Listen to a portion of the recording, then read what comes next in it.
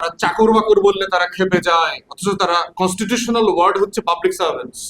Simple বাংলাও জানে না, এই মূর্খরা ইংরেজিও জানে না।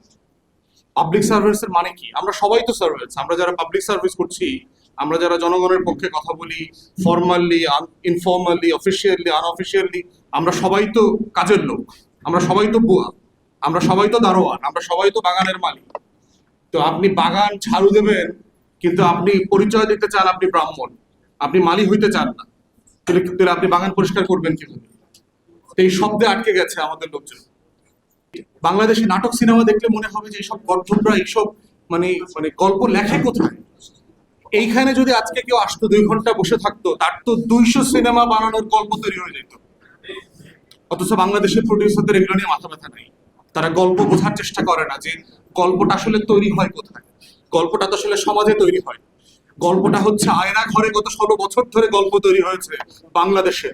বাংলাদেশের প্রত্যেকটা গুম খুনের গল্প হচ্ছে কত শত হাজার সিনেমা হবার মতো জায়গা।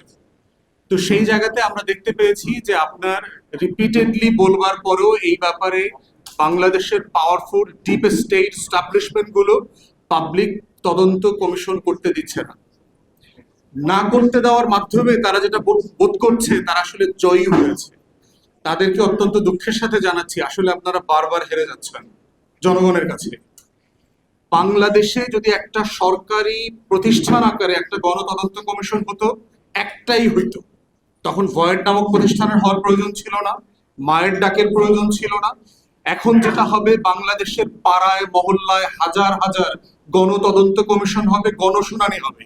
এই ভয়েডের উদ্যোগে হবে, মায়ের ডাকের উদ্যোগে হবে, আরো যত মানবাধিকার সংগঠন আছে অধিকারের উদ্যোগে হবে, আইন ও সালিশ কেন্দ্রের উদ্যোগে হবে। এই গণশুনানি, এই মানুষের গল্প বলার যে কাব্যগাথা গত 16 বছরের, সেইটা পাড়ায় পাড়ায় মহল্লায় মহল্লায় করতে হবে। তো দয়া করে যারা এখানে ভিকটিম ফ্যামিলি এসেছেন, আপনাদেরকে দয়া করে অনুরোধ করব যে এই ধরনের প্রোগ্রামের জন্য আপনারা অপেক্ষা করবেন না। আপনারা লোকালি অর্গানাইজড হন, যারা রাজশাহী থেকে এসেছেন, সিলেট থেকে এসেছেন, চিটাগং থেকে এসেছেন, লোকালি অর্গানাইজড হন, আপনাদের গল্পগুলো লোকালি বলেন, উঠান বৈঠক করেন। কি হয়েছে 16 বছরের হাসিনার আমলের আমলনামাটা গ্রামে গ্রামে মহল্লায় মহল্লায় আপনারা পৌঁছায় দিবেন। ভোট আসছে না, ভোটের সময় যেন জবাবদিহি করতে পারেন। কই গত 8 মাসে তো তোমাকে দেখি নাই আমার বাড়ির পাশ দিয়ে যাইতে। গত 16 বছরে আমার গল্প শুনতে তো তুমি আসো নাই।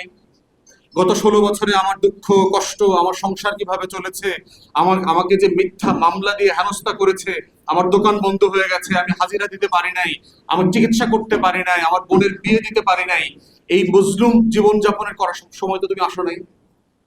তাহলে আপনার গল্পটা যেন আগামী ভোটের নির্ণায়ক শক্তি হয়, এইটার জন্য হচ্ছে আমি বলছি যে ঘুম পরিবারের প্রত্যেকটা পরিবার যার তার মহল্লাতে আপনারা অর্গানাইজড হন।